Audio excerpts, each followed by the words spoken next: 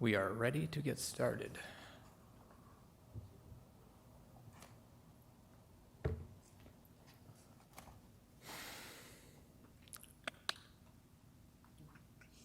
There we go. Good evening. I would like to call to order the June 21, 2022 Lake Washington School Board meeting. Let the record reflect that all board members are present and in person. This board values public participation and engagement in our meetings. Board meetings will continue to be live streamed on the district's website and available for viewing after the meeting. You are also welcome to email any board member at boardmembers@lwsd.org. Okay, first, I will entertain a motion to approve the June 21, 2022 agenda. So moved. Second. Moved by Director Bleasner, seconded by Director Carlson, that we approve the agenda as presented. All those in favor, please signify by voting aye. Aye. Aye. Aye. Any opposed? Hearing none, motion carries. Tonight, the board will hold its annual organizational meeting in accordance with our Operational Governance Policy 5, OGP 5. The board shall elect among its members a president and a vice president, each to serve one-year terms. Additionally, the board shall elect a legislative representative to serve a 2-year term. I'll now turn the gavel over to Dr. Holman, who will temporarily chair the meeting until the president is elected. Dr. Holman. So tonight there are 2 open positions, one president and one vice president. The process calls for nominations to be formally opened and then closed. Nominations do not need a second, and the vote taken will be by roll call. So nominations are now open for president of the Lake Washington School Board. Go ahead. I nominate Siri Bleasner.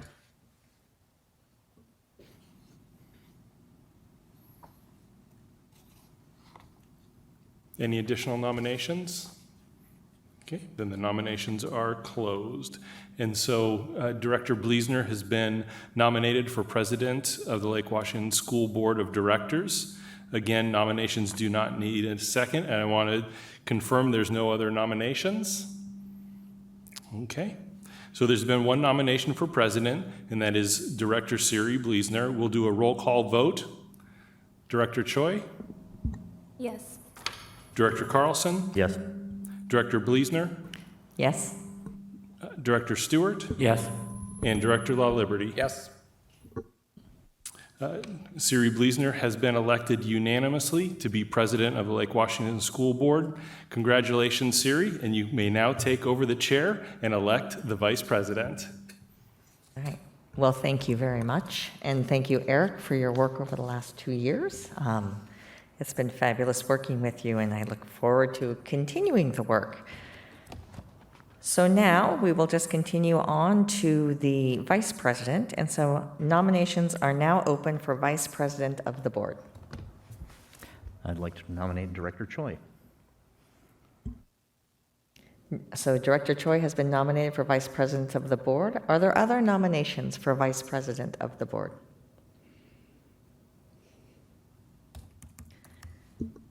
Okay, hearing none. There has been one nomination for vice president, and that is Director Choi. We will do a roll call vote. So Director Choi? Yes. Director Carlson? Yes. Director Stewart? Yes. Director Bleasner? Yes. And Director La Liberty? Yes. Okay, so Director Choi, you have been elected by unanimous vote to be the vice president. Congratulations. And so I do have that we have the ledge rep as the next one to do, because I was officially the ledge rep at that point in time, so that position has now come open. And so we will go ahead and open up the nominations for the legislative representative. I nominate Director Stewart. So Director Stewart has been nominated for ledge rep of the board. Are there any other nominations for legislative representative? Hearing no other nominations for legislative representative of the board, I declare the nominations to be closed. So there has been one nomination for legislative representative, and that is Director Stewart. And we will do a roll call vote again. So Director Choi? Yes. Director Carlson, Absolutely, yes. Director Stewart, Yes. Director La Liberty, Yes. and myself, Director Bleasner, yes. So, Director Stewart is by unanimous vote. You are the legislative representative for the board. Congratulations. Thank you very much. It's an important role.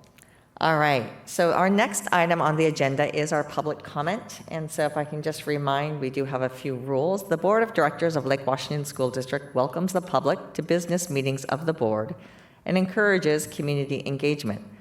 The board dedicates 30 minutes at these meetings to hear from the public during a public comment period. With the return to in-person meetings, we have updated the process to sign up for public comments. Please go to the website at lwsd.org/board/public comments to sign up to participate in public comments by noon on the day of the board meeting. Comments will be offered in the order of sign-up, beginning with speakers in person, followed by virtual, and concluding with written comments as time allows. And so to begin this evening, we have one individual who has signed up for in-person, and that is Valerie Horvath. So please come forward, state your name, yes, and your connection to Lake Washington School District. Thank you.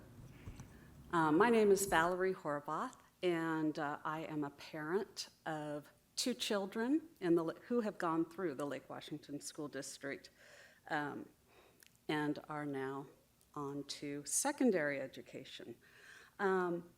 This is the first time I've done it, so I have a few notes to help me through this.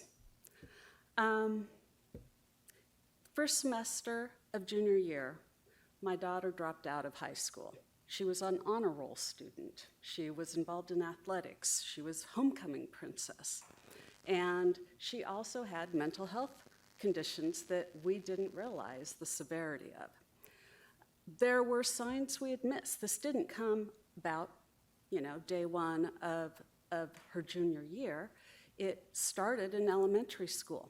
We had no idea that the stomach aches and the headaches she had been having were in fact anxiety. It just presents differently in elementary-aged kids. The school counselor never talked to us, her teachers never talked to us, and this isn't a slight on them because I understand education and destigmatization is something everyone needs to have access to. There were no safety nets for her in her middle school and in her high school when she crashed and burned. She had been crying in classes with her teachers, missing homework. No teacher had flagged it with her counselor. I knew she was struggling, and so when she was so behind in assignments that she didn't see that there was a way out, we went and talked to her counselor.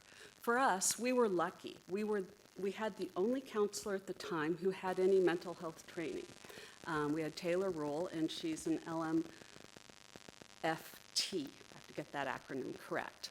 And she was able to not support us with our mental health, but able to say, you need to take time, you need to not worry about classes, we will figure this out together, and she helped us put a plan together.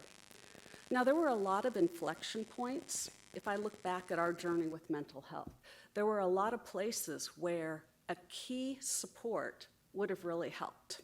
Elementary school, parents, children knowing that how anxiety feels in their body, what that emotion might be, how depression feels in their body, integrating in mindfulness, integrating in social emotional learning skills so that emotions aren't this big scary thing that kids feel anxiety about.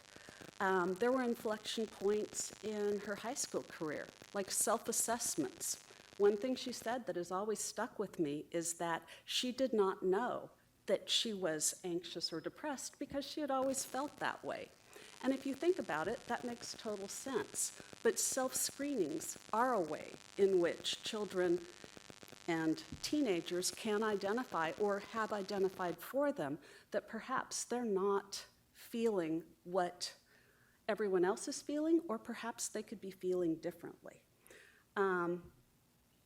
I know also teachers, the inflection point with the teachers who didn't ever flag her for her counselor.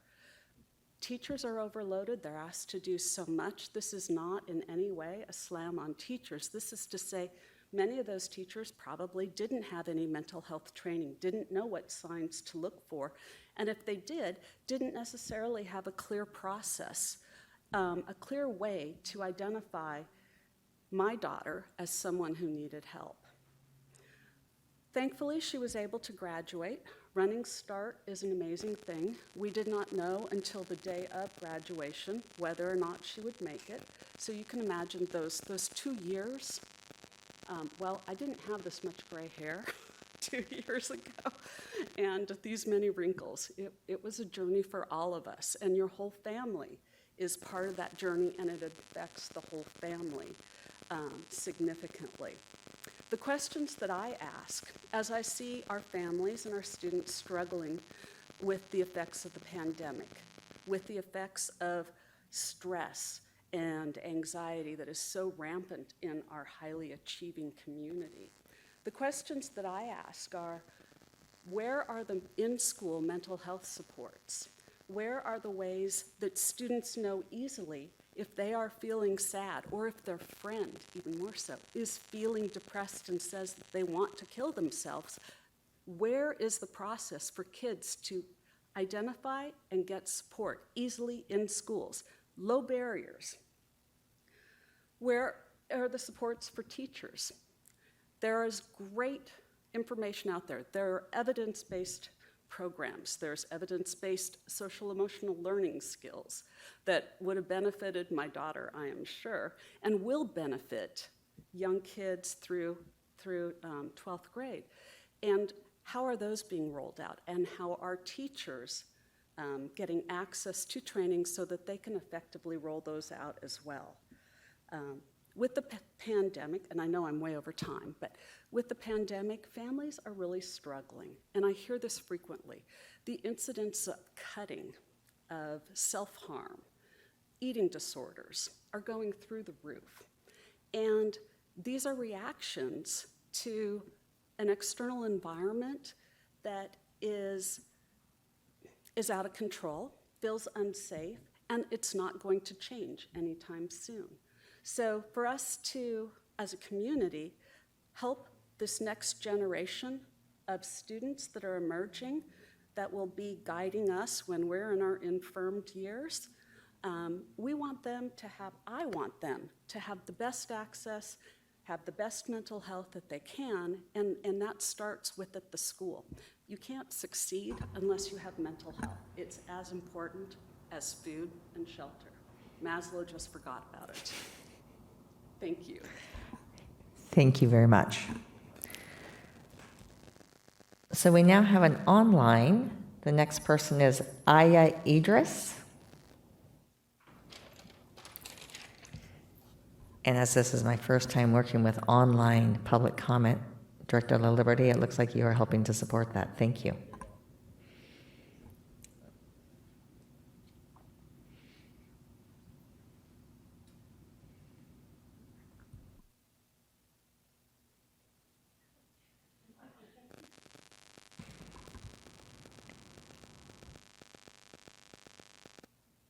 Yeah, I don't know if the audio is going for them. Okay, so Aya, can you hear me? Okay, so we are not hearing you at this moment. It does not appear you're on mute, so we will work that piece. No, I don't think, no, she's not. I think the audio is not coming through here. When somebody was talking earlier, it was very quiet, so I was able to hear somebody a little earlier, since it was turned up on it.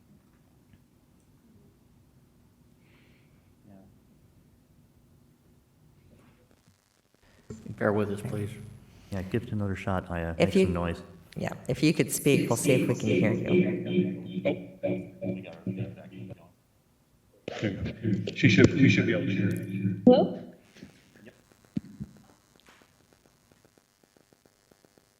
Is it working? Yes, Okay, awesome. awesome. All right. Good evening, Board of Directors. My name is Aya Idris, and I'm a homeschooled freshman.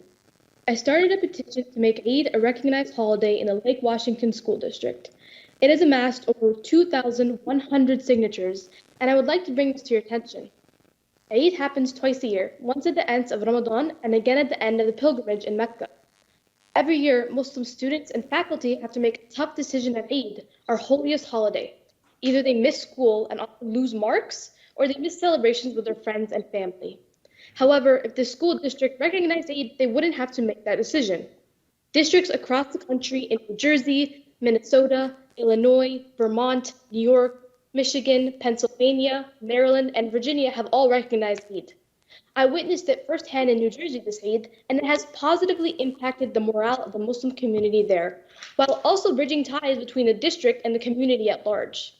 In the Lake Washington School District, more than 76,000 Muslim students, families, and faculties are affected by this. Muslim students should not have to choose between their faith and their future. I submitted a video testimony from several students to Teresa Harding, so if you could please take 3 minutes of your time to watch this video, it would help you understand our perspective and also our dilemma. I acknowledge that the separation of church and state affects this matter. However, this can be resolved by giving the break a secular name. Easter became spring break, Christmas became winter break, and I'm sure we can reach a neutral label that suits everyone. All my Muslim sisters and brothers want is a day off from school to celebrate this special holiday with our friends and families without worrying about missing tests or getting caught up. I've already spoken to Mr. Ortega, and he has assured me that with your consent, he has no problem arranging technical matters, as he has done so before in Chicago. I truly hope we can work together to make this dream a reality in which Muslim students are seen, heard, and valued, a reality in which the full potential of diversity and inclusion is realized. Thank you so much for your time. Thank you very much. Appreciate your comments. I do have a question for Teresa Harding. She had mentioned the video, so are we able to show that now, or? No. Yeah, So that'd be great. I'm not sure we have that capacity. Okay. Oh, So we'll be able to do that then, and everybody can be able to watch it that way. yeah, I think I emailed it to her. Is that what you're saying? Yeah, that's perfect. Great. Thank you. So our next person who has signed up is Sama Abuelfuta, and I apologize. Please provide me your correct pronunciation if I have not done it well.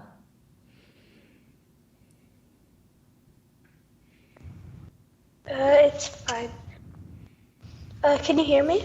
We can. Thank you very much. Please go ahead. Hi, I'm Sama Abul Futuh, a 5th grader at Henry David Thoreau Elementary. For me, I'm always looking forward to Eid, whether it was yesterday or tomorrow or in a few months. It's frustrating to me that we don't get Eid as a break because Eid matters. Personally, I've had that one time where a math test pops up on Eid, and it's really, really frustrating because Eid to the Muslims is as important as Christmas to the Christians, and I've never had school on Christmas, so why should this be any different? Eid is one of the most important Muslim holidays. Having to go to school because of the SBA means missing a lot more than just a day off. It means that instead of spending the day with family and friends, students would have to make up a test at a different time or get less time on an in-class assignment. This is exactly why students, at least in Lake Washington School District, should have a one-day break on Eid. One day, that's all that is needed. One day to have fun. One day will make a lasting impact. School districts from all around our county will then want to do the same. And once the whole county has agreed on it, it will spread to others too. All that is asked for is one day to celebrate the holiday, to make it feel like even though students may be overseas from their homeland, they are still back home. Even if their home is here, then let's appreciate it.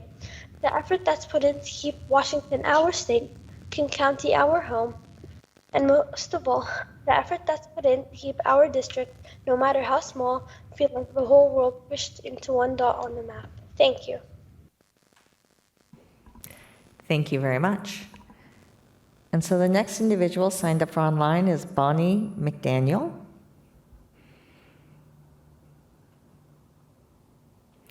She is signed in. Hello, can you see me and hear me? We can see you and hear you. Thank you so much. So please begin whenever you are ready. My name is Bonnie McDaniel, and I am a parent coach, a volunteer for the Lake Washington Schools Foundation with Balance in Mind, a longtime PTA advocate, and a parent of 3 teenagers who grew up in the Lake Washington School District. I appreciate the opportunity to speak to you tonight. I want to talk to you as a parent of kids who were strong students, academically focused. They had good friends. If you met them in class, they seemed happy and well adjusted. They knew that the adults around them expected performance from them, and they delivered. What I learned about them to date is that they had mental health challenges that they kept to themselves. My kids struggled with some of the same things that their peers and many other kids in our community struggle with: anxiety, depression, self-harm, suicidal ideation.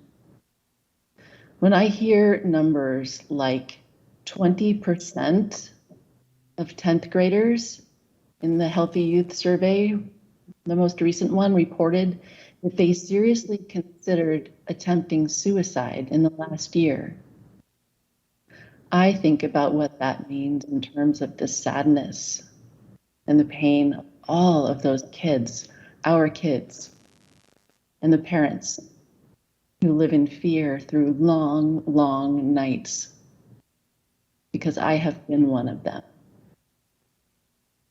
There are a lot of causes for what is going on right now. I believe it's complicated and there's not just one source. Our kids are exposed to media about all of the problems in our very complicated world: climate change, racism. They feel performance pressure like never before. They feel like they're on to be on their game all the time. And then came the pandemic, which made an already difficult climate for our kids worse. It isolated them from their friends and their family and disrupted their world. What seems clear to me is that this problem that we're facing is systemic. It's not an individual or just a family problem. From my vantage point, we all have to come together right now. Parents, our school district, community providers. We have a moral obligation to think creatively and work together to make this better for our kids. We can start off by investing in mental health support for our kids who need it the most. Peer education and training along the model of youth mental health first aid for teens can also be helpful, because teens tend to turn to themselves, and we can recognize both how to support their friends and also when it's time to talk to adults. I also believe that social and emotional learning is a game changer, and it's particularly important right now for our kids. If they're going to learn social emotional learning skills, we have to start with adults. As parents know, it's one thing to say the right thing, but if you're not also backing that up with your actions, it sends a mixed message to kids. If adults not only say the right things, but they naturally show up in ways that are helpful with their students, that's a much more effective way to teach kids. Not to mention that adults, parents, teachers, administrators, we could use some tools now too. Most of us didn't grow up learning about social and emotional learning, and the world we're living in right now, it's hitting us hard too. So thank Many you. like me If you are finding that the coping skills we came by accidentally just aren't enough. So A Ms. couple extra McDaniel, quick points. if you could just wrap up really quickly, we're past our 3 minutes. So if you Oh. can just, that happens, and we're not in this space. It's a little hard in the online world. Yeah. So just a very quick point that I want to make is that social emotional learning is integral to equity work. That if we're going to extend empathy in particular to those outside of our inner circle, we need to practice this, and we can learn those skills through social emotional learning. The last point I want to leave you with is that it's a smart investment for our future. It could be, studies have shown that social emotional learning, high quality programs, the return on investment is 11 to 1, which means for every dollar invested, there's an $11 return. So I just want to leave that as something to think about when we think about where to put our resources. This could be one that not only could save lives, but also pay dividends in the investment of our community for the future. Thank you so much for your time. Thank you very much. I'm sorry that I had to cut you off. We just sort of have to manage that time. All right, so our next person that we have up is Christine Ensline, and I am going to just ask to stay to 3 minutes, if at all possible, all right? Thank you. I know you don't have the little timer to show you, so it's not quite so easy.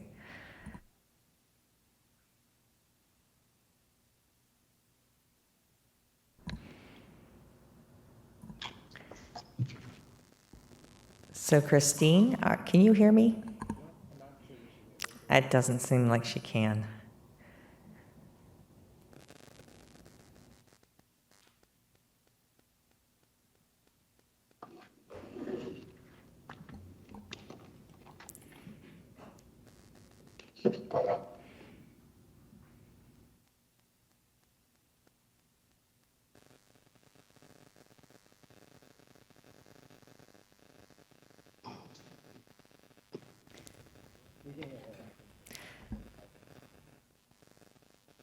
So Christine, you are welcome to start at any time. Hello? Yes. Hello? Can anybody hear me? Are you texting her? Oh, great. Okay. Thank you very much. I think I got it. Thank you. I'm so sorry. Hi. Thank you for the opportunity to speak with you tonight regarding board policy OE14 addressing anti-discrimination and equity. My name is Christine Ensline, and I'm a community partner with Eastside Pathways. Our team is called Equity in Communications. For almost 2 years, we have worked collaboratively with various stakeholders across numerous organizations to provide timely, accurate, and culturally relevant communication with and for the Latino Hispanic community. We produce weekly videos in Spanish that convey official district communication in a culturally relevant manner. Our team includes Sistema Escolar, KCHA, LWSD, BSD, Kids Quest Museum, City of Kirkland, and Eastside Pathways. My colleague Liliana Medina of Sistema Escolar couldn't be here tonight and has submitted written testimony. I am here just to provide additional information. We also want to reinforce and support the board's policy on anti-discrimination and equity. The work being done by the board in policy OE14 is fantastic. My message is there seems to be an internal disconnect between the board's policy on one hand and LSD's action in the communication area. In some, it has been extremely difficult for us to get timely, accurate information from the district. To be clear, we are communicating only official district information. We present the district's information in a culturally relevant manner from a trusted community member. Google translations do not provide meaningful, actionable information for the community or for our parents. The information needs to be put in a cultural context that is relevant to the listener. It is also important to note that the information needs to be provided in a format, and we have learned through our work with the community that that format is a video testimony, not an email. Our difficulties in obtaining timely information from the district are inconsistent with the goals you have stated in OE14. which are to ensure equitable opportunity for students, close persistent gaps for historically marginalized community, and incorporate diverse perspectives and culturally relevant strategies in a district school communication and community engagement. It's this last point that we think our work directly addresses. And if any of you would like to discuss further with me or our team, my contact information was the form I submitted to RSVP for this meeting. We would love to talk with you further on these issues. Thank you. Thank you so much, Christine. Appreciate that. So with that, we do have additional, those are the last online and in-person, we do have additional written comments this evening. There were several sent forward in regards to grading policy and the new grading system as put forward, and then also additional ones around making IDA a recognized holiday, as well as the reference by Chris Ensline, the Lillian Medina one, in regards to equity and communication. So make sure to read those. I will take the opportunity to just read at least one of the public comments on equity and grading because we were not able to hear any of those this evening. Give me just a second as I hop over to the written, unless somebody has it up and they want to read one.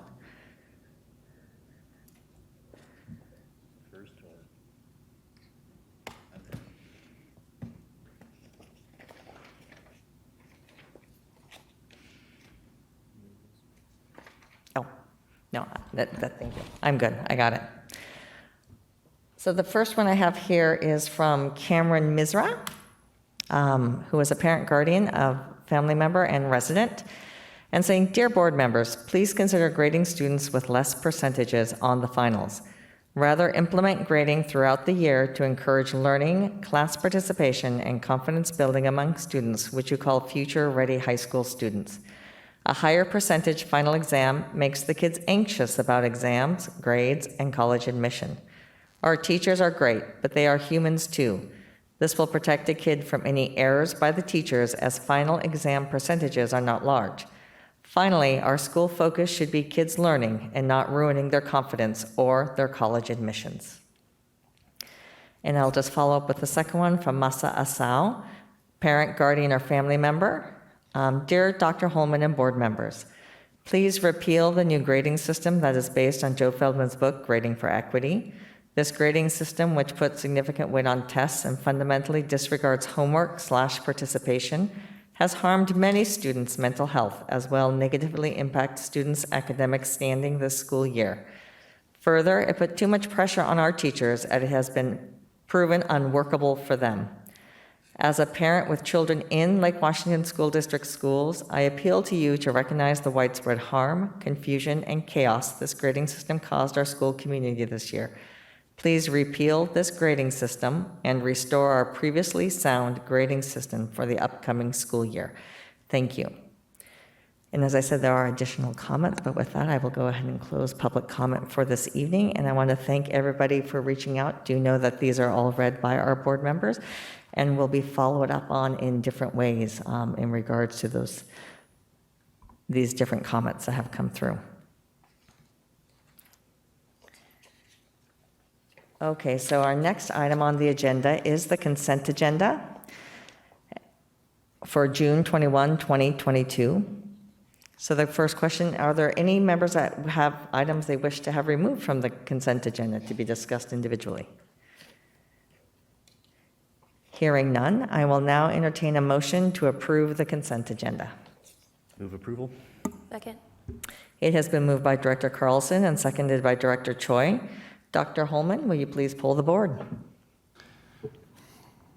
Director Carlson, Yes. Director Choi, Yes. Director Stewart, Yes. Director La Liberty, Yes. and President Bleasner. Yes.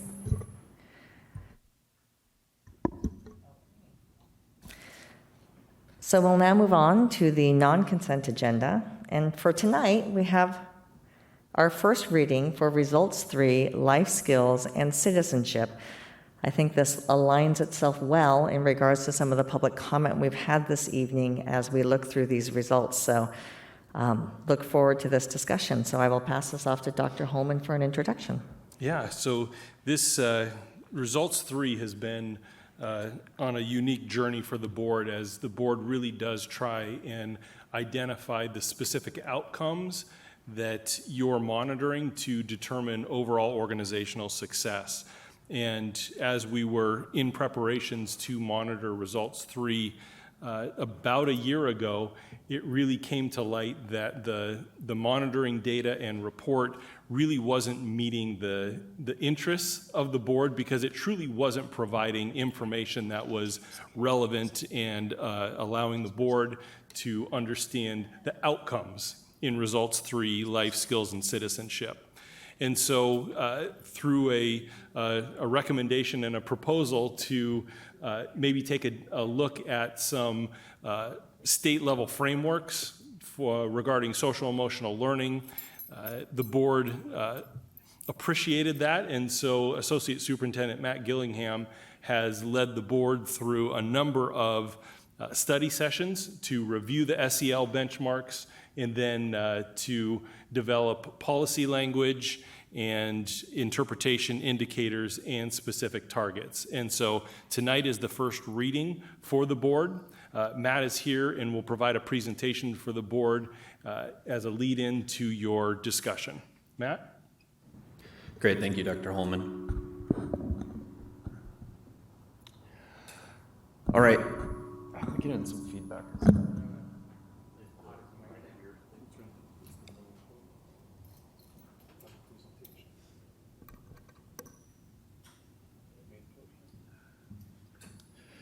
Is that better? No, I'm still good.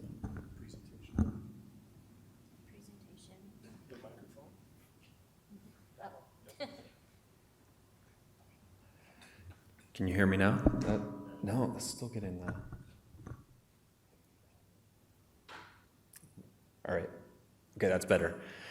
All right, thank you, Dr. Holman. So tonight, before you go into your first reading of proposed amendments to Board Policy Results 3, which board should have available to it in board docs, I want to take a time to just walk us through, one, what does the current policy look like?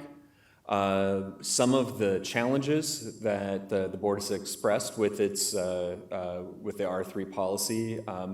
Oftentimes it has come up over the past few years when we go to monitor the policy, and have had some frustrations that the way in which we're monitoring the policy is not necessarily meeting those expectations. I'll review the process that the board has gone through this year in terms of reviewing the Washington State SEL standards and developing proposed language. I'll take a few minutes to talk about what those SEL standards are. We'll have review the policy amendments, and then one thing that's a little atypical for the governance process that we have with the board, but is actually we've considered what would be the interpretation, indicators, and targets for monitoring this policy at the same time of actually revising the policy. So, and then hopefully that'll lead into some nice conversation around this policy tonight. All right, so our current policy, R3, is Life Skills and Citizenship, and the board has identified 12 kind of key areas that it believes are necessary for graduates to lead a productive, rewarding, responsible life as a contributing member of the community and greater society. And so you can see that there's things like, questioning things critically, working well with others, demonstrating resilience. And as we have gone through this policy over the years, we've really kind of come up with a couple of challenges that either a staff or the board have communicated. And I'll just kind of think those come up into really three big key categories.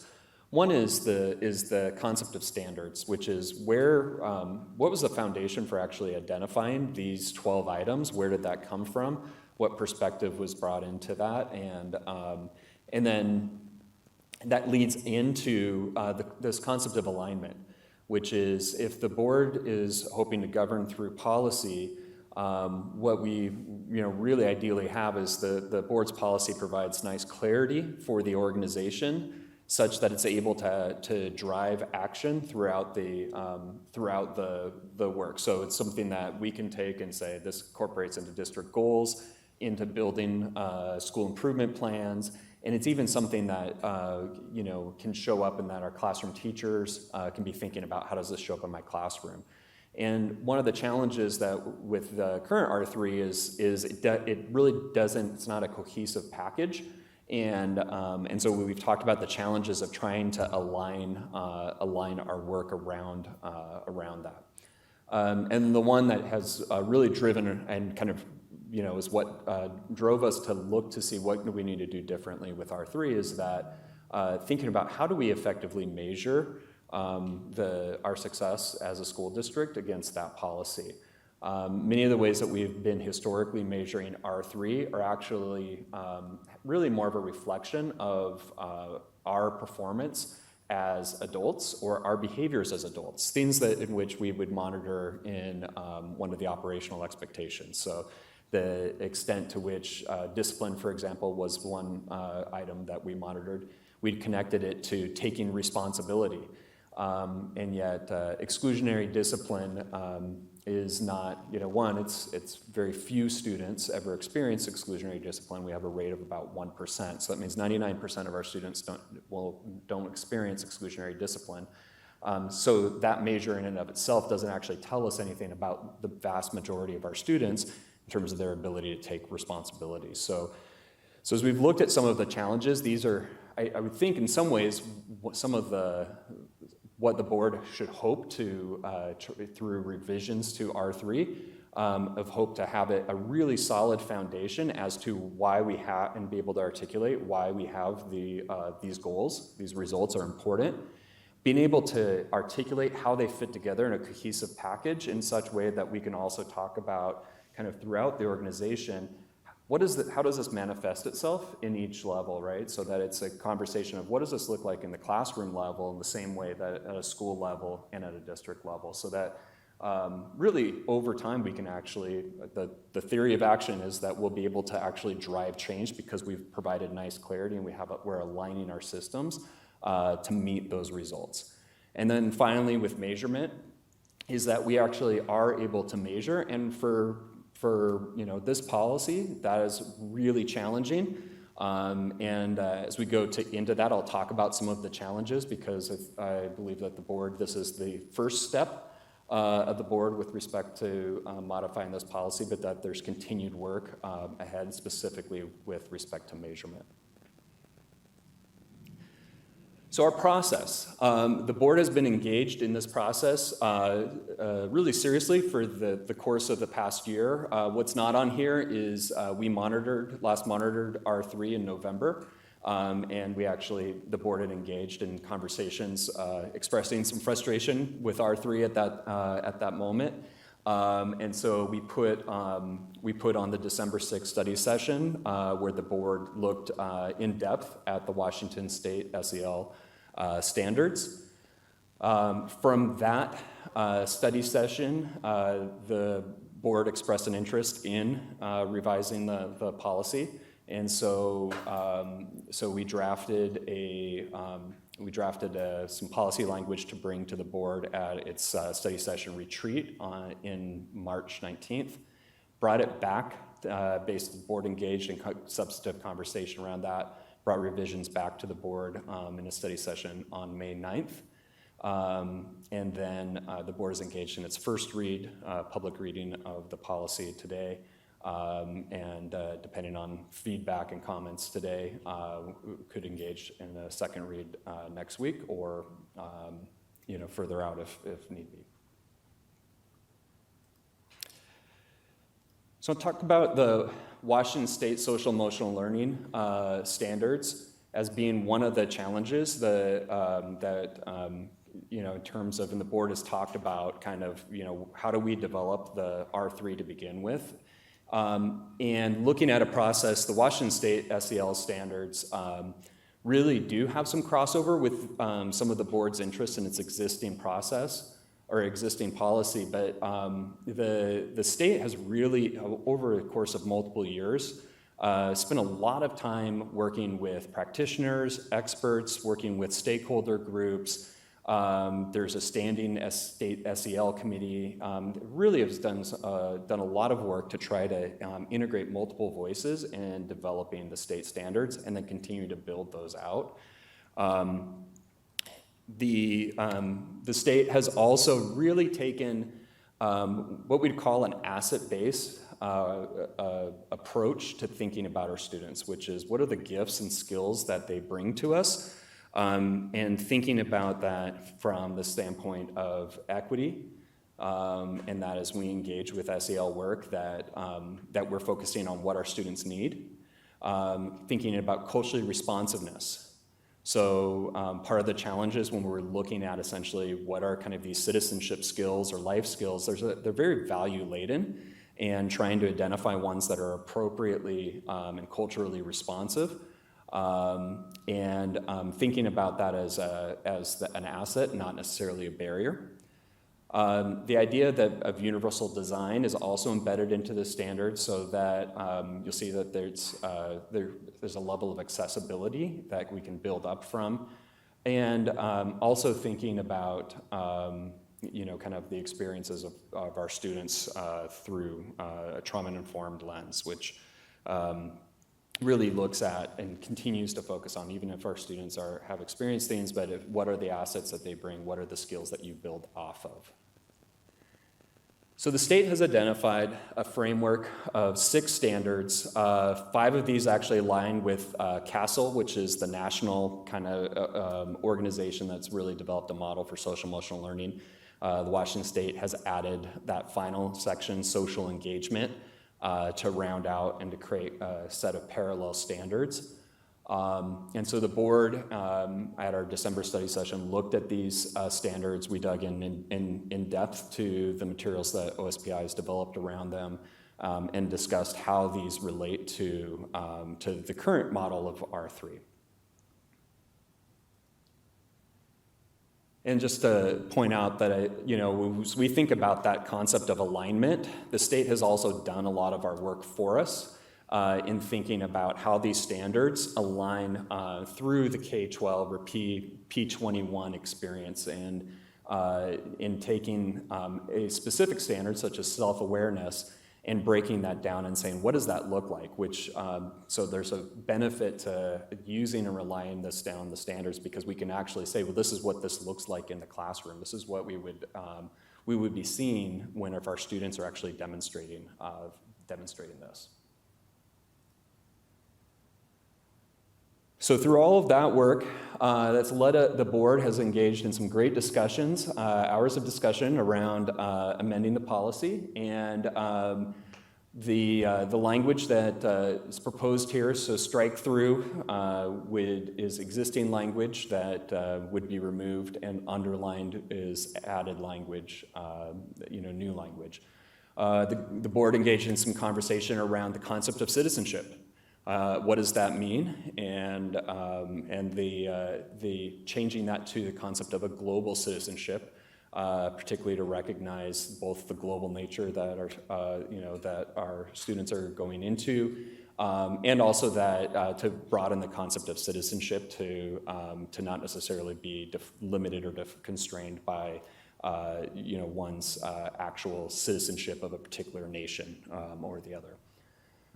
The board had identified an interest in having a preamble, so to speak, around why is this work important? Why does the board value social emotional learning? And how, essentially a theory of action of why those skills connect to the board's mission and vision for our students.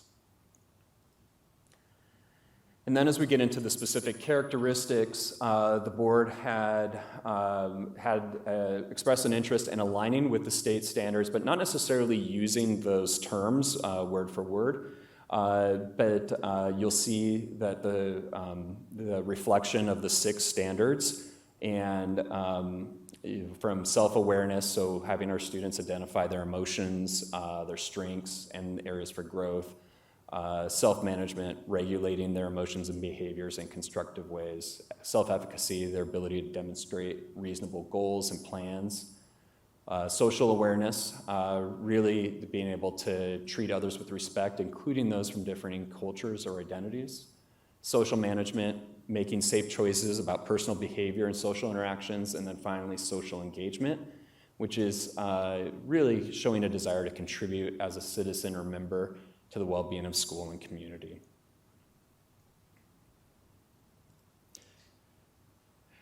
And so as a parallel effort with this, we've been modeling out what would be reasonable interpretations, indicators, and targets, so that the board might be able to, if we're particularly coming at this from measurement was one of the biggest challenges, was we've been engaged in conversations to say, how would we measure that? So we really needed to kind of build everything together.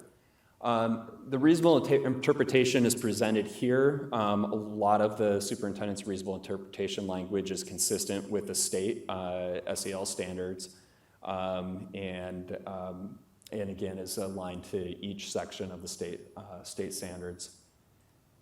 And then as far as the indicators, and this is where it indicated that the board really has, this is the start. And I think the conversations we have is that, it is not comprehensive, but would be removing any indicators that are essentially more of a measurement of adult behaviors, and starting with as a foundation of student perception data. So we've been asking students questions through the Panorama survey platform.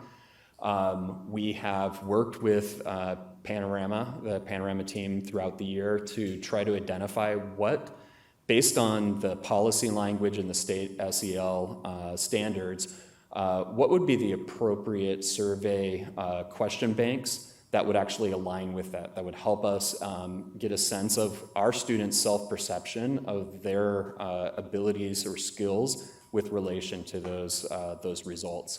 And so we've been able to identify and map out different sections of the surveys.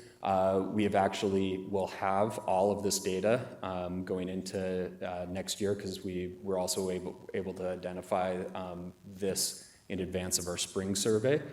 And so will be something we'd be able to monitor right away. The board had indicated and expressed an interest in having other forms or other indicators in which it could measure, and so that would envision that that'd be part of our ongoing work, and to identify those areas once the board has settled on specific policy language. And then finally, as far as targets, and I'll just, kind of the simplest way to represent this would be 90-90 growth. And so as far as what would be targets, 90% of our student responses on each of those areas would be neutral or favorable.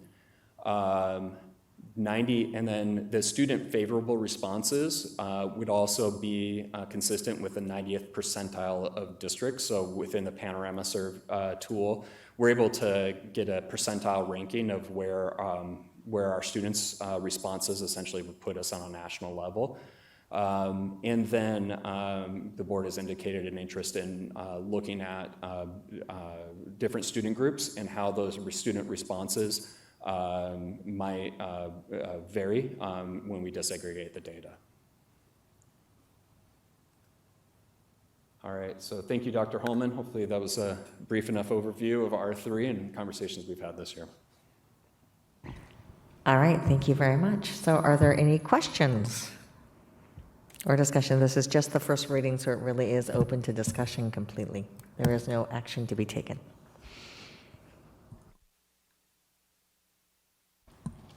Director Carlson? So just a clarification question regarding a couple slides back. There was the indicators where it was by 3.1 through 3.6. And the indicators for 3.1 and 3.2 were word for word identical. Could you get into the details of why that is? Because I think that's a typo. Let me pull up my screen also just went blank here on my little, They're not identical in the report. in the packet, report, yeah, so- I think I just copied and pasted incorrectly. So 3.1, it should be emotional regulation, and then 3.2 will be the self-management. So that is my error.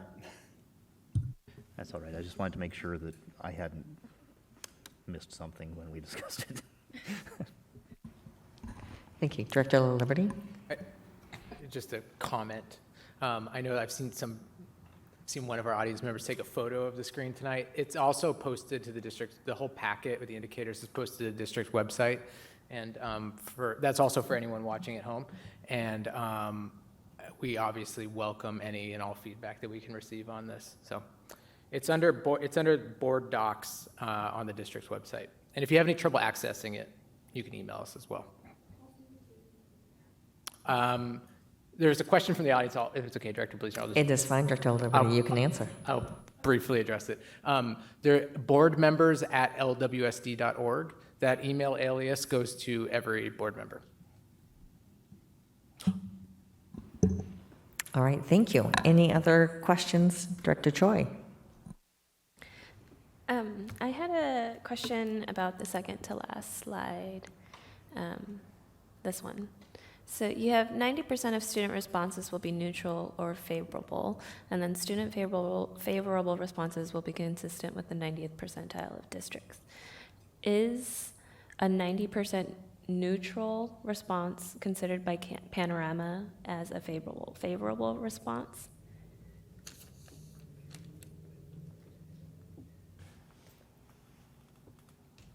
The simple answer is no, it's considered a neutral response.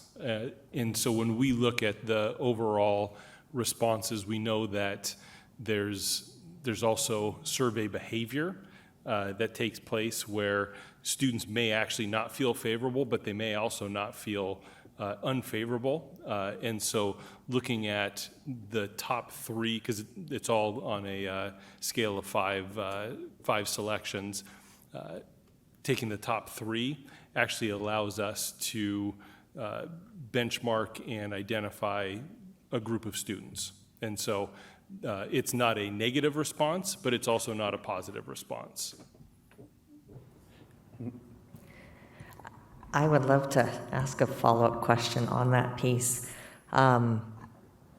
When they view favorable, so when they look at the data and they do the percentile with the districts, I assume they're only using the top two answers. Would you like me to respond to that right now? Yeah. Yes.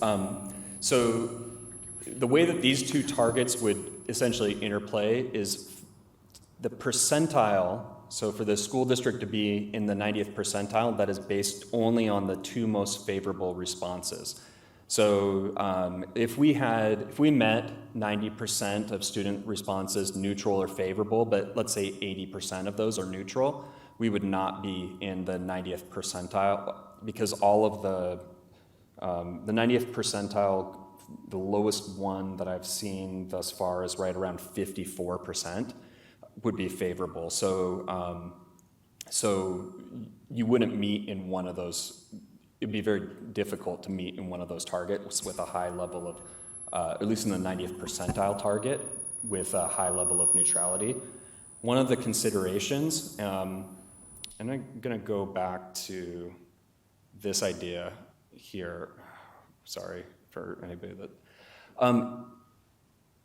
As you think about, the concept of alignment, too, is where do we want to, be focusing on? So. So there's something to consider in terms of if if we're not hitting 90, if we're not, let's say we're at 50% with one standard of positive and neutral, that could clearly call out. That's an area of focus. But if you were across the board missing in a lot of those targets, what action is actually driven as a result of monitoring is going to be lessened. I don't know if I'm not sure if that's making sense, but it's kind of trying to find that right balance in targeting so that it's like this is either populations that we need to attend to. This is a particular target that we need to attend to. And so having kind of that between that 90 should help us call out where is the specific areas that we want to be attending to. I do see the problem, though, if you have 80% as neutral and only 20% are truly favorable, and that could break out differently between your groups. So I would just, from a data side and how you're utilizing that data, how well does that align with how Panorama uses that Likert scale? Because that would be my concern. You're utilizing a Likert scale by tossing in a neutral. You almost toss in an unknown to a certain extent, and we often remove those when we do these things. So I think that's the piece of why that concerns me a little bit, and maybe that's just understanding your utilization of the data, but I can see it really misinforming with neutral driving things. So as a minimum, have that broken out by those different categories. And so one of the things we were trying to accomplish for the board was the board indicated that just reporting on the percentile wasn't adequate. And there was also an interest in having aspirational targets. And there was a conversation that the board held around there's a number of these indicators that they'll never receive 95% affirmative responses. That's the nature of kids and people and humans. And so it's also trying to find the right way to report this. And if what you just described occurred, it would be very similar to how we're reporting in results 2. When we have benchmark districts, we have our own data and we have our growth. And all 3 of those have to be in the affirmative for that target to have been met. Whereas if we had 50% of students, or I don't remember exactly what, 80% of students reporting neutral, then that we wouldn't be reaching that 90th percentile target. So it's kind of taking it holistically, looking at it. So I guess I would just highly encourage you to actually provide the data that shows each of those categories across the board, because then it can be summed. So 90% could be the target, but then you have the capacity to look through those. Does that make sense? Yeah, it does. And actually, I believe we represent, I can't remember which OE we do this, but we represent data where we break it out. Like a stacked column would allow us to see maybe you're meeting that 90%, but it's a different story if it's 50% positive, 40% neutral, and we're 90th percentile, then that's actually would be, for the survey design, be a really good, right? We've met those first 2 areas. If it's 80% neutral, 10%, well, one, we're not going to meet on the percentile, but it would call out like, yes, technically we've met it, but it's still a major area, would be a major area of growth. And then more concerning would be is if we have areas where we're not meeting that, because that's telling us that the greater than 10% of our students are reporting something unfavorably, and that would be an area of concern. And I also think it would be interesting to pose the question of why doesn't Panorama consider the neutral response, and then why would we then if they are not? Kind of what is their reasoning behind it? Because we're looking at the same data and interpreting it differently. So I feel like an understanding of why they're doing it that way and why we are deviating would make more sense. Yeah, and I'll actually just say, and there's another scenario here, because it's possible that we could meet, so like one of the indicators, if we had a 55% favorable response, we would be in the 90th percentile. Hypothetically, let's say the other 45% of respondents were responding in the negative and we had 0 neutral, that would be a significant concern. And so I think that's part of it is, and I think as Dr. Holman spoke, is by looking at across all 3 of these, we're going to catch a red flag where if we're not serving our students across one of these things, whereas one single metric we could potentially say, check the box, we did it. And yet we'll have kids that we aren't serving. And I can certainly follow up with Panorama dig into more about why they don't consider that, because they do have a large neutral response on a lot of their, some of their question banks. Okay, So Director Stewart, then Director Carlson. Oh, go ahead, I Dr. was just, Holman. one last thing. The other way to write this target would be 90% of student responses are not unfavorable. Like, that's the other way to write the target. And that's kind of the point that I was going to make, but broadly speaking, this is something where part of our problem is we aren't in control of the Panorama Survey. I mean, if you really wanted to force kids to say, are they more or less happy than average, then you only give them 4 categories. They gave them 5 categories. We got to deal with the data as it comes. I like the stacked bars principle. That will let me see underneath the hood what we're dealing with.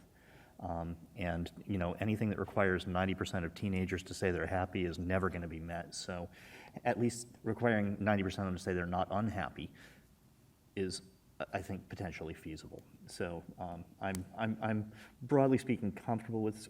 I just wanted to say thank you, because this is so much better to have this conversation around these things that matter, that can be measured, that aren't already in the transcript.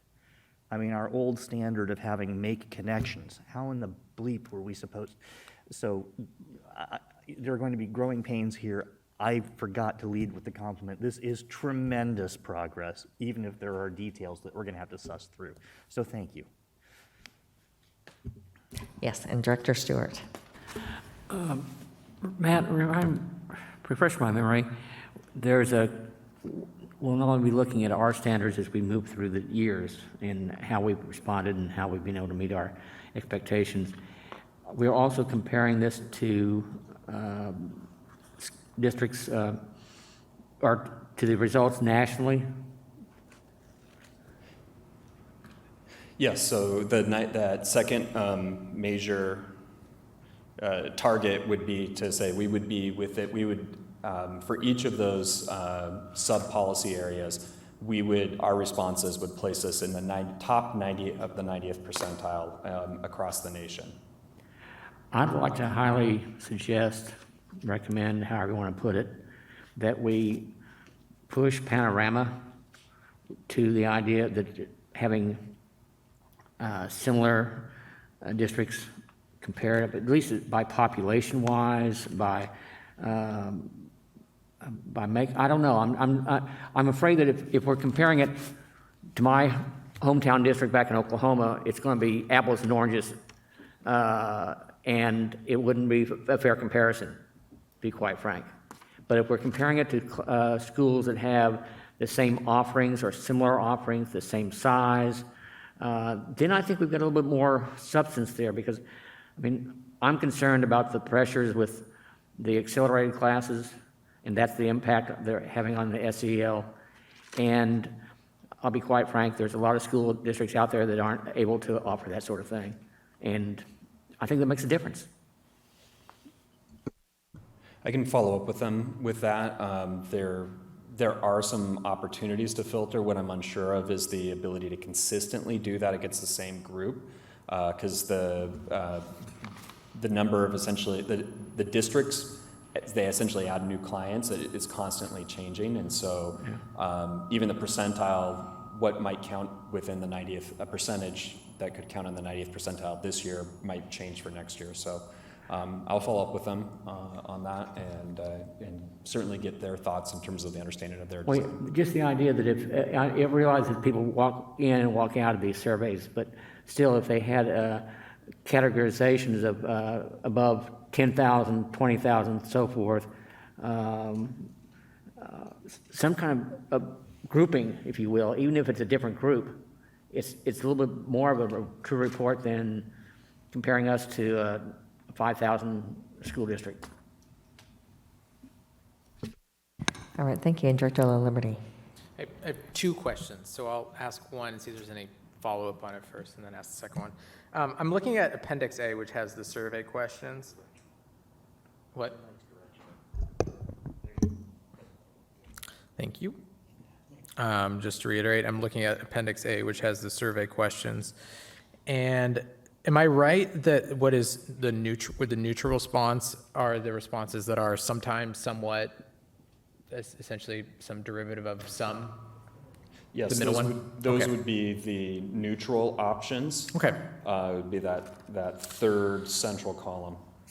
Okay, good. That actually gives me even more comfort about our approach because, I don't know, I actually view these responses as sort of neutral plus a little bit. I mean, sometimes to me is a little more than neutral. I don't know, that's my view. Can I ask a second question, Director Bleasner? Okay. I'm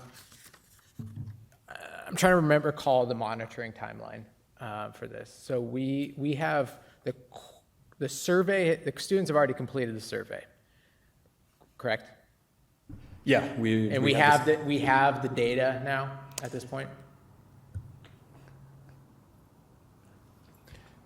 So I'll just birdwalk just a little bit. Please. And answer your question more holistically. Okay.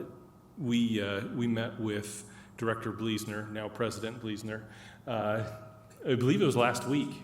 And one of the interests we've heard from the board on an ongoing basis is the monitoring reports and data we're receiving are somewhat disconnected because it's about a year and a half old.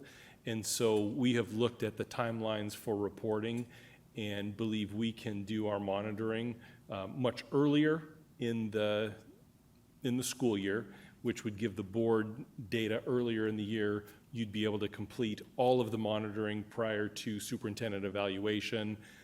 So there's a few, good components around that. So we do have the R3 data right now that we'd be able to conduct the results 3 monitoring. I believe where we landed was September. It'd be August or September, depending as we look at the work plan. But it would be the first one we would do, and it would cover the 21-22 school year.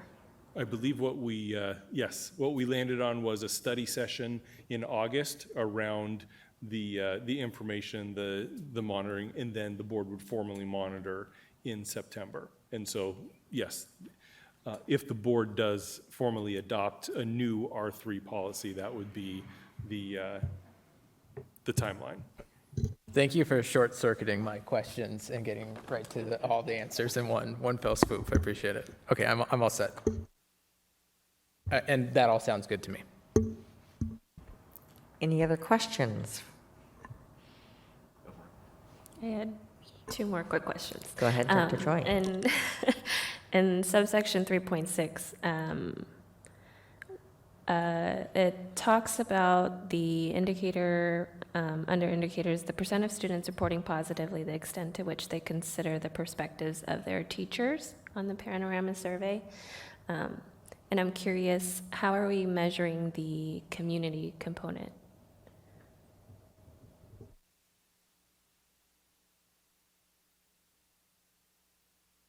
Sorry, I'm just taking a moment to actually look at those questions in the appendix A.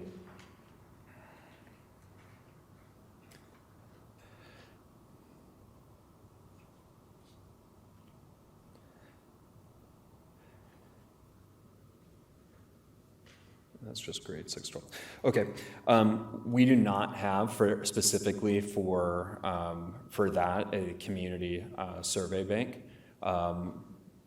One of the things, though, I will continue to work with Panorama as we're using the survey. I think we have an interest, one, in we've been mapping out, having both some consistent data, but continually reflecting and looking at that. If they were to develop, make changes or develop other question banks that might be more appropriate, then we would need to bring that back to the board and say, either this is an additional question bank that we're asking and would be an additional to what an indicator, or if we were going to come back and say, we actually think this is a better indicator, we're going to substitute that. It does break, some of the longitudinal monitoring, but that would be an option. So I can talk with them about that just to see if there's anything that we didn't cover in exploring this year related to community on that.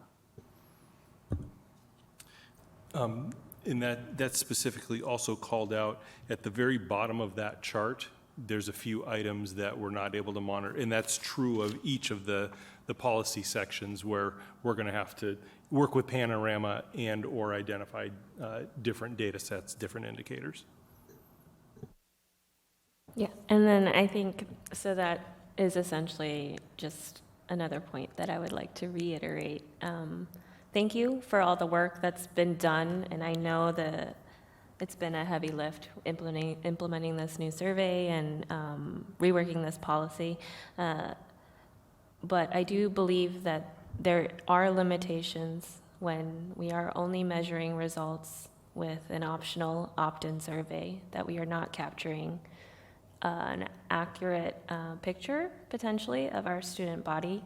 And so if this is the sole method for monitoring progress in R3 at this time, I personally would like to see whether or not we can get disaggregated results so that we can understand whether or not the responses to this survey is actually representative of our student population, or if it's only of certain groups within our student population at the very least to start.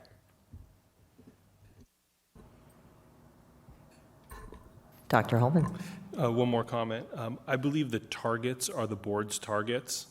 And so we brought you a proposal tonight. And so if the board wants to modify those targets, that is, I believe, the board's authority to do that. And so this was a proposal and a way of looking at the targets, but it's the board's decision around what targets you want to set.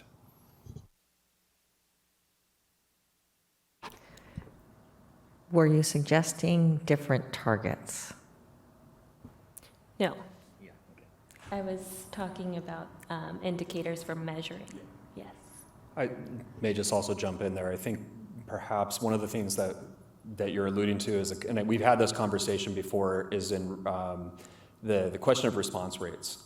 And currently in the Panorama system, we can get an overall response rate. I can't remember which appendix it is that included what the response rates were.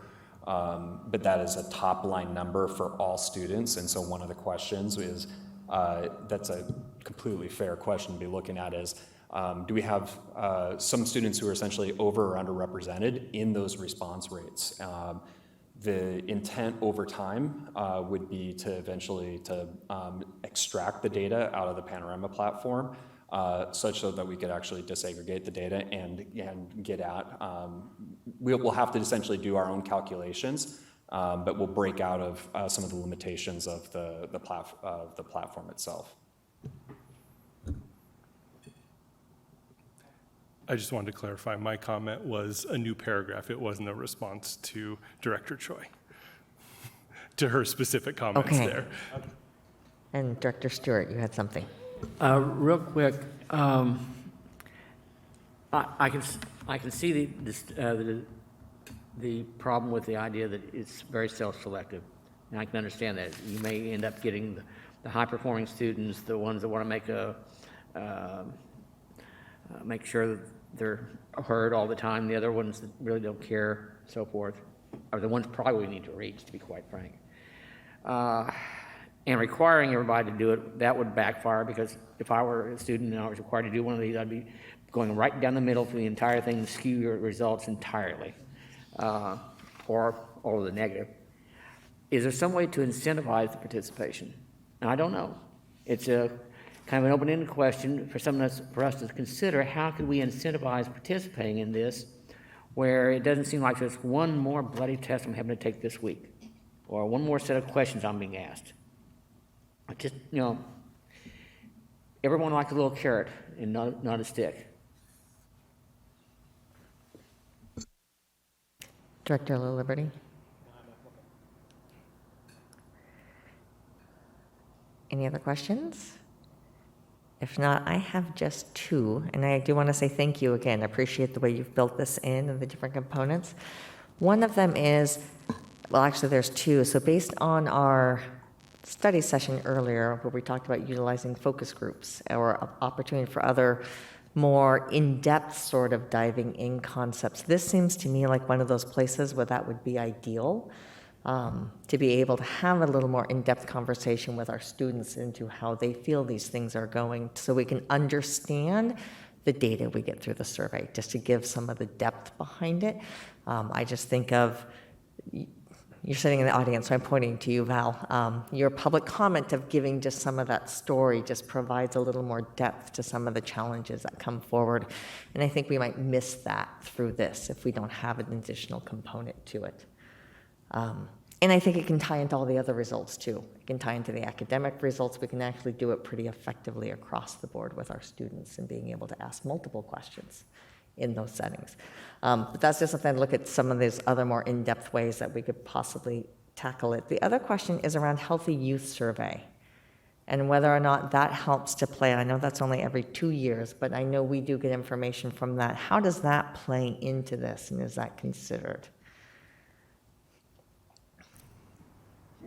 I believe there was a point in time in which we did use a Healthy Youth Survey in ER. I can't remember which board, but back when we, prior to moving over to current governance. So it has its limitations. It's every 2 years, and there are some ways in which we can disaggregate the data, but it's so we can get some top timeline information about the state of our students, you know, whether it's specifically related to certain behaviors that are always going to be interesting and for us to be aware of and mindful. We publish that information on the website. It is not necessarily mapped back to like the state SEL standards. So in some ways, it'd be looking at indicators of where the extent to which our students are experiencing or in distress within the Healthy Youth Survey. So that's something we could dig. We'd certainly be happy to come in and look at, take a deeper look at the Healthy Youth Survey to explore that question. It might be interesting how they interplay in the long run. If you see improvements in the favorable piece along these, do we see a matching decrease of what we see happening in the health? You'd assume that's what should happen. If it's not, then perhaps we need to be thinking a little differently. So it just seems a good data source that we have to be able to sort of add another little information around it. So that's why I was curious. Yeah, I think you've articulated a theory of action that if we attend to social emotional learning skills and help develop that in our youth, that we will see fewer students expressing either experiencing behavioral health distress or engaging in unhealthy behaviors. Yeah, I do see that sort of as that whole piece of it. So the only other thing I would ask as we do this is, knowing there's been so much work, and again, we have Johnny Fu sitting in the audience as well, so I want to highlight the work he's been doing with all this stuff as well, is it would be good at some point in our work plan to have a study session or that really just goes through sort of where we're at in the social emotional learning and mental health. Just to sort of, and I realize that's a programmatic piece that will give us sort of the framework as we look through some of these results that come in. So I guess that would be my piece that I would propose. I think I have two directors. Director Stewart, then Director Choi. It's great that we have, we're going to continue to survey folks, and we'll be able to get the comparative data, track it, so forth. It would be interesting to find out, or have a presentation rather, for a study session on programs you're designing to address the problems, whether it's 90%, 20%, whatever. But what are we going to be doing in 22, 23 to address SEL in various aspects of it? It's one thing to keep asking questions, another thing to respond to it, if you will. Even now, preemptively, before you start your surveying. Yeah, I think one of the first steps, and this is is that by providing clarity to the organization, what we're doing is the board would be emphasizing the importance of social emotional learning and really centering it. And I would say that I think up to this point we've spent a lot of time and energy around social emotional learning, but it's not necessarily been centered in the context of if I'm a classroom teacher and thinking about, is that one of my priorities? how we think about whether it's, it's an alignment of our programming resources. So we've had a lot of effort around that, and that's where it comes down to that alignment effort.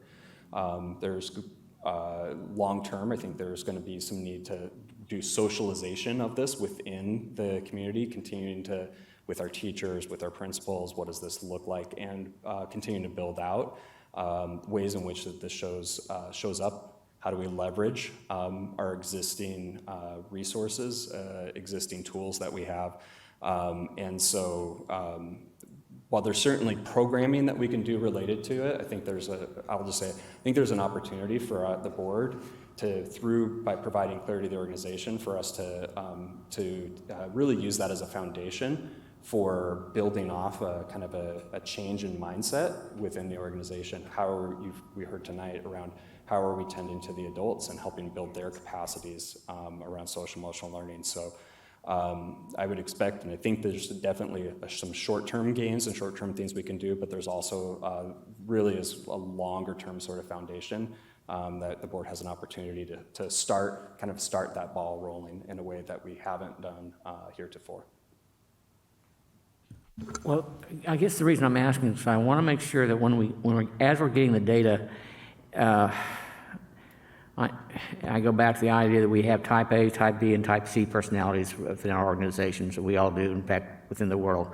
And the type A's will gather information until the cows come home. The C's will act immediately, and thank God there's the B's because they'll balance it out. The survey will give us an indication as to what are some of our needs. And we need to be able to address them, and not just always in the long term, but we need to address as we're developing. We're going to have to be building the airplane as we fly it.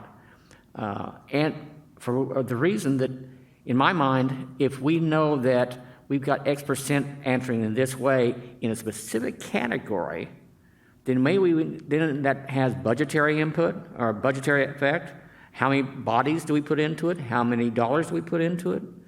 And, because if we're just surveying it, we got the numbers, and then we come up with a program that really doesn't have any meat behind it with the dollars and the bodies, then it's just mental gymnastics. And Director Choi, I thought you had another comment? Yes, this occurred to me while you were actually speaking about the linkages. It seems like this might be an opportunity to also ask our counselors what they're seeing in our schools, and I don't know how exactly or where it would fit, but it does seem to be, we're asking our students, we're asking their teachers, and we're talking about mental health and social emotional learning, but we're not asking the counselors. Seems like a miss.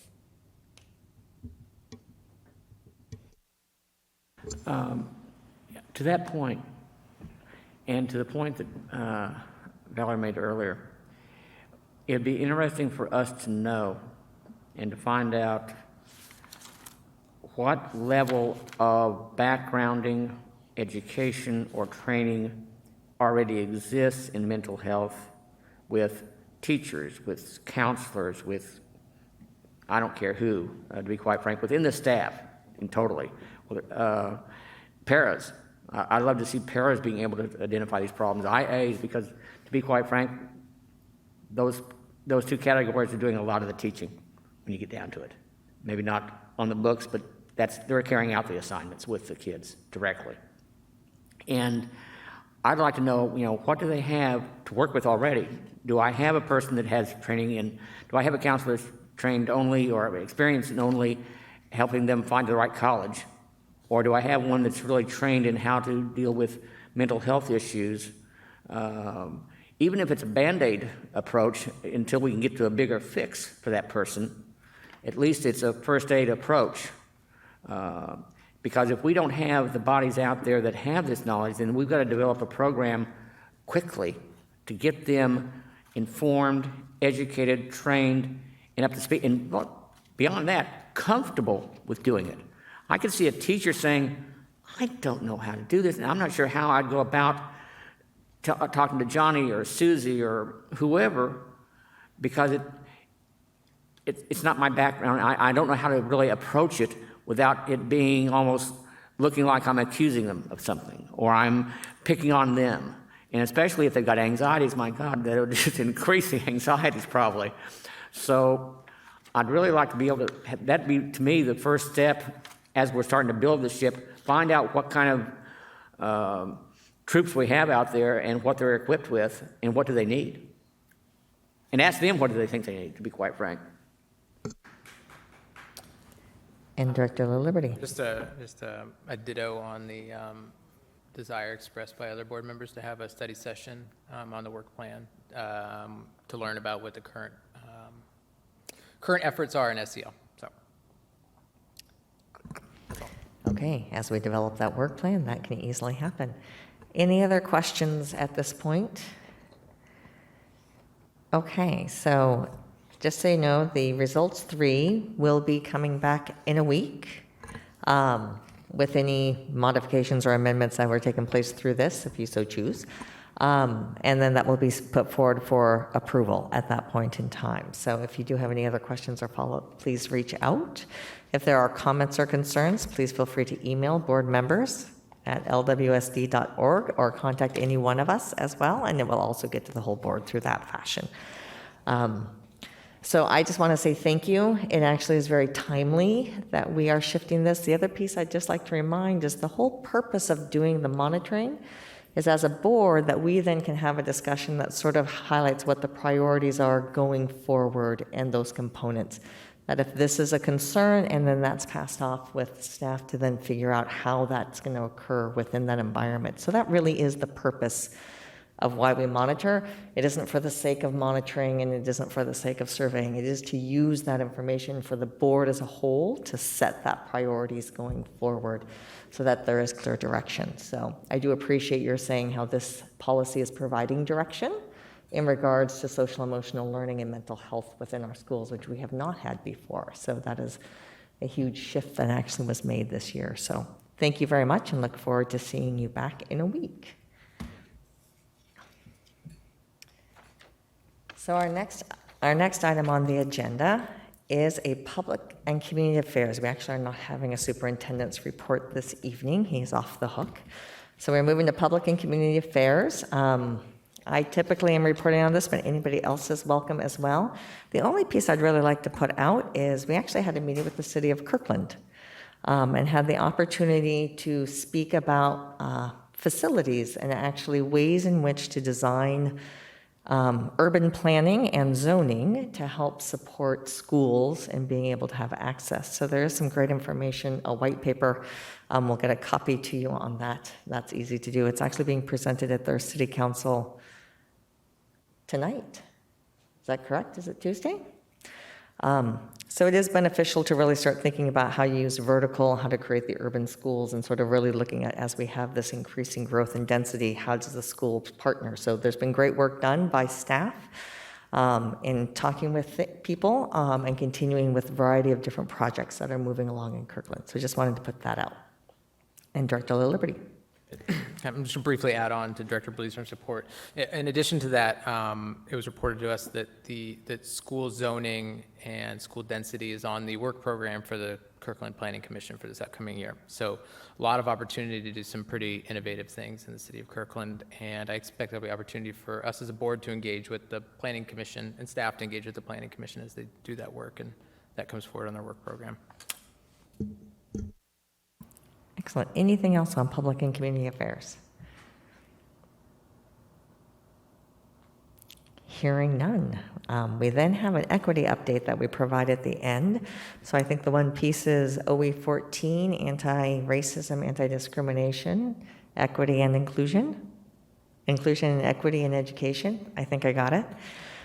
We were starting to go through those indicators and start to do the final revision of those. We expect to finalize that next week at the study session.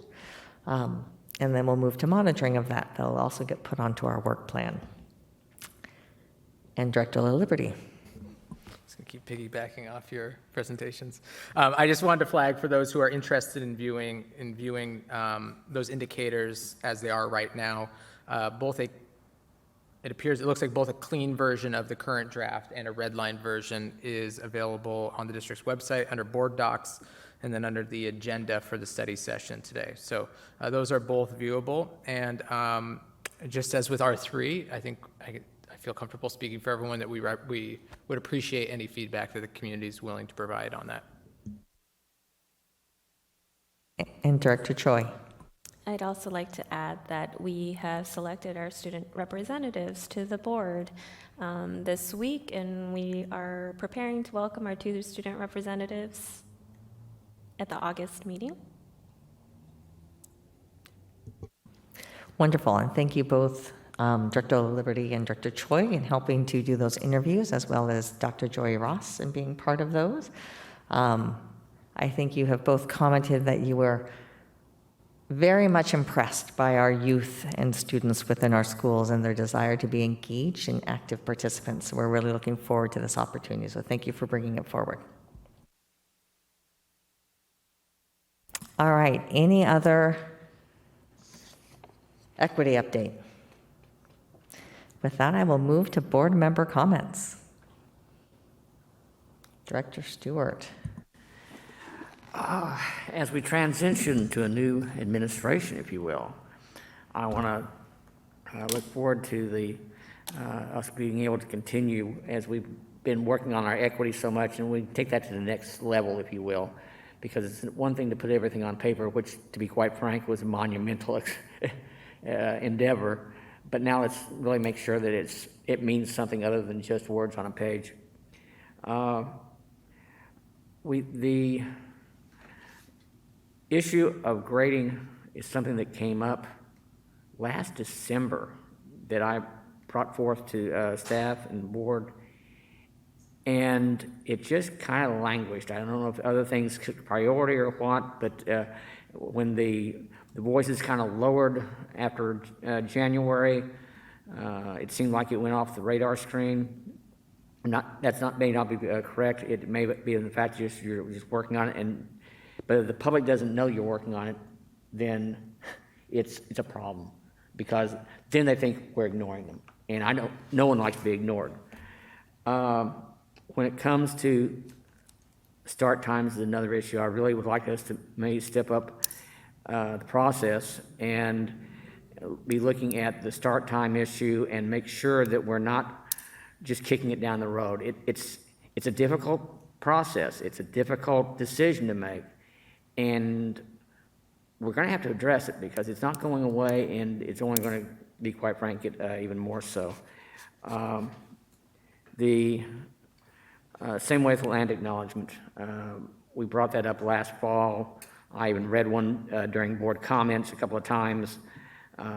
We then went into a study of it, and I really haven't heard an update as to where we are. I mean, it's great that we will try and get all the players from outside our organization to inform them and get their input, but with having an expert on staff, Mary Wilbur, in my estimation, at least we should have something going on.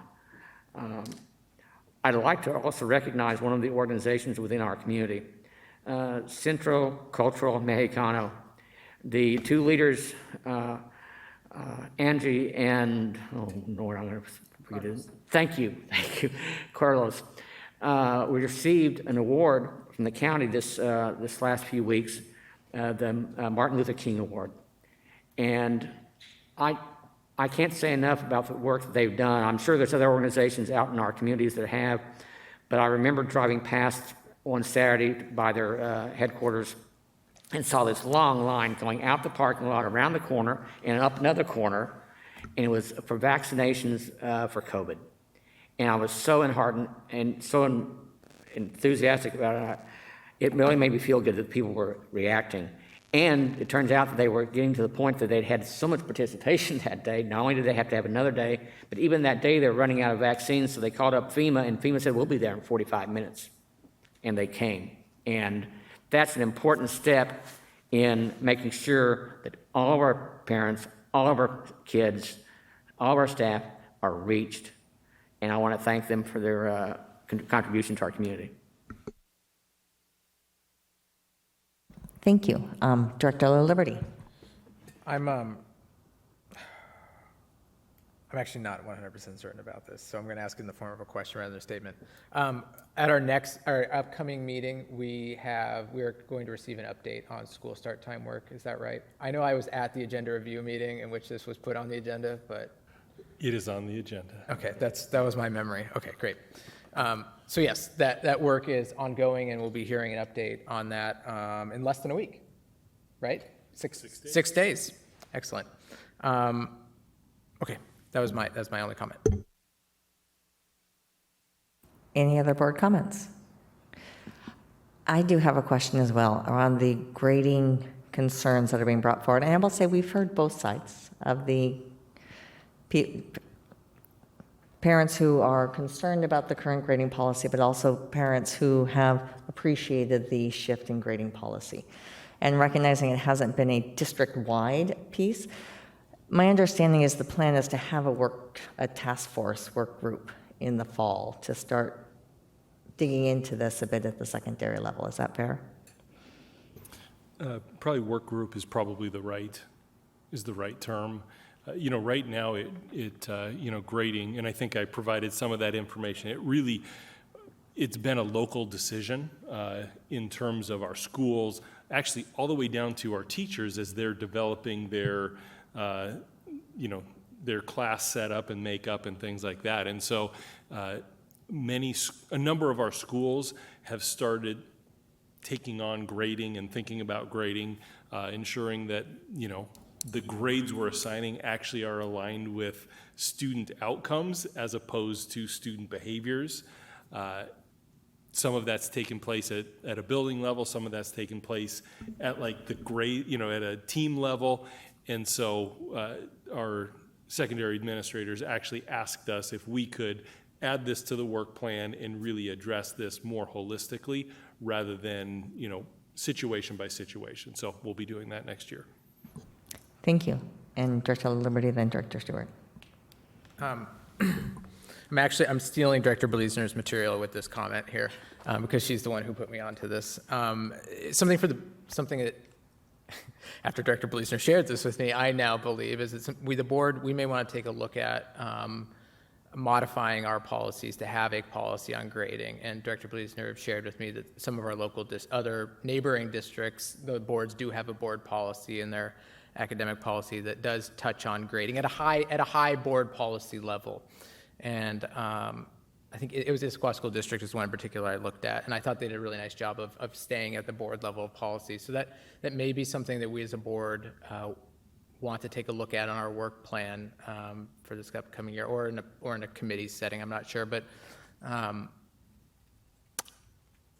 think I personally would need a little more information about where we're at as a district and what we're doing before leaping a little further on that. But it does seem like something worth entertaining. Thank you. And Director Stewart? Dr. Holman, thank you. I recall that when we first brought up in December that we discussed the fact how grading really is a teacher-by-teacher, team-by-team approach.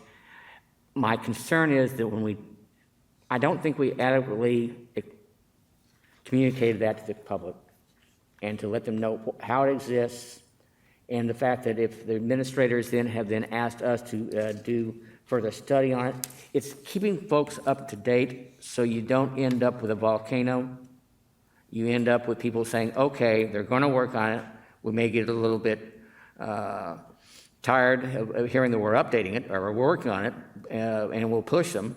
But at least we know they're listening to us, because no one, again, like I mentioned earlier, likes to be ignored, for those of you who remember the movie.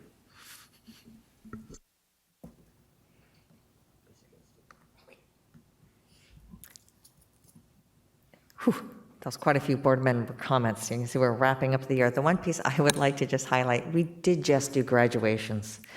And we had the opportunity to do those in person, and they were fabulous. We did our smaller graduations 2 weeks ago. I had the opportunity to Transition Academy here. It is always fabulous to see the work that's going on in that environment. I actually got the opportunity for the online school, our first graduating class. There were, again, just some fantastic stories of these students and families and staff being able to continue this work through the pandemic. And I think we need to remember and highlight that. Our large, big graduations of 400 plus students that took place at the Alaska Arena at UW, all fabulous.